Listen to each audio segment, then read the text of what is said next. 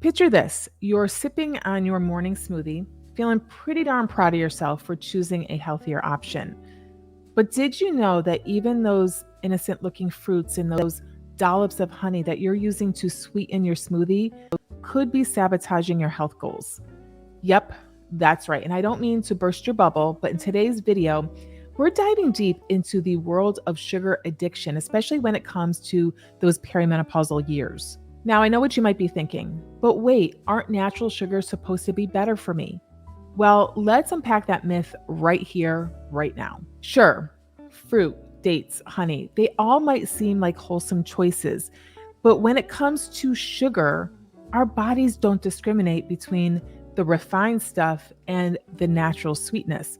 It's all about the impact on our blood sugar levels and how it affects our overall health, especially during this pivotal stage of our life.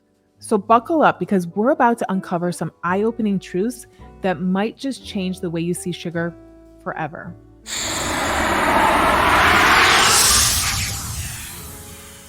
Welcome back to my channel. I'm Dr. Renee. I help women balance their hormones naturally. And before we get into it, a little disclaimer. The videos on this channel are for informational and educational purposes only. They're not intended to be taken as professional medical advice. While I am a doctor, I am not your doctor. So do me a huge favor. If you have a medical need or a health concern, please consult your own personal doctor or healthcare practitioner. Okay, with that out of the way, let's get into it. So we are going to be diving into a topic that's near and dear to many of our hearts, sugar addiction. But hold on tight because this isn't your average sugar talk. We're going to dive into why it's especially critical for perimenopausal women to be mindful of their sugar intake. But before we get into the details, I want to tell you a story about a couple of my perimenopausal clients. First up, we have Sarah. Now, I've changed her name to protect her identity, but Sarah was diligently following what she believed was a healthy diet, loaded with fruits galore. And I didn't know this until I reviewed her blood work and I flagged an elevated hemoglobin A1C, which is a marker for her diabetes risk. When she saw that it was elevated, she was scratching her head, wondering where could this have come from? Well, I asked her in detail about her diet, and it turns out that her breakfast of champions consisted of 3 bananas, 4 kiwis, and 2 mangoes. No wonder her blood sugar levels were on a roller coaster ride. We dialed back her fruit intake and she regained control of her health, dodging the potential of diabetes. And then there was Jane, who thought she was making healthy swaps by ditching artificial sweeteners in favor of natural sugars like honey and dates. But when she started my 14-day detox, which is in the hormone code, she was in for a rude awakening. Early on in the detox, Jane found herself battling insatiable cravings, which is a telltale sign of sugar addiction rearing its ugly head. It took her about 5 days, but with determination and support, Jane conquered her sugar demons and she emerged victorious, finally able to enjoy natural sugars in moderation. Now, these stories serve as powerful reminders that even the healthiest of diets can harbor hidden sugar pitfalls, especially for us perimenopausal women. But fear not, because armed with knowledge and a little bit of determination, we can break free from this sugar trap and reclaim our health, one little sweet step at a time. So let's roll up our sleeves and dive into some practical strategies for taming those sugar cravings and restoring balance in our bodies. But before we get into the details of sugar addiction, I want to pause just for a second to remind you, if you're a perimenopausal woman dealing with many of the symptoms that I discuss on this channel, and you want to take a more holistic approach to your health, be sure to not only subscribe to this channel, but come find me on social media. And many of the concepts in my videos are the basis of the strategies I use in my 12-week hormone balancing program, the Hormone Code. So if you're tired of trying to figure things out on your own and you want my help in designing a personalized health plan just for you, apply for a call. I'd love to see if working together is a good fit for both of us. And I'll be sure to put the link to schedule a call below. Okay, back to talking about sugar. First things first, let's unpack what sugar addiction really is and why it's such a big deal, especially for women in the perimenopausal stage.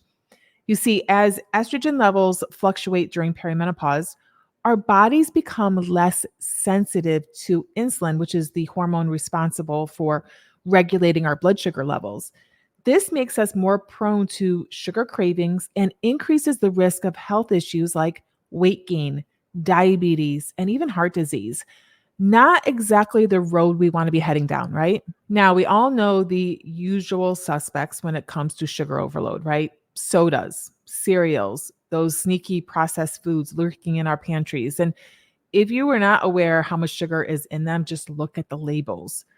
But here's the kicker, even those of us munching away on what we think are healthy diets can also fall into the sugar trap. Natural sugars found in things like fruit, dates, and honey can also add up quickly, leading us to that same sugar roller coaster that my client Jane had. So, how do you know if you're riding that roller coaster? Well, keep an eye out for symptoms like energy crashes, mood swings, headaches, and those insatiable cravings that seem to strike out of nowhere. Trust me, I've been there and it's not a fun place to be. But fear not, because there are actually some practical steps that you can take to break free from the sugar grip.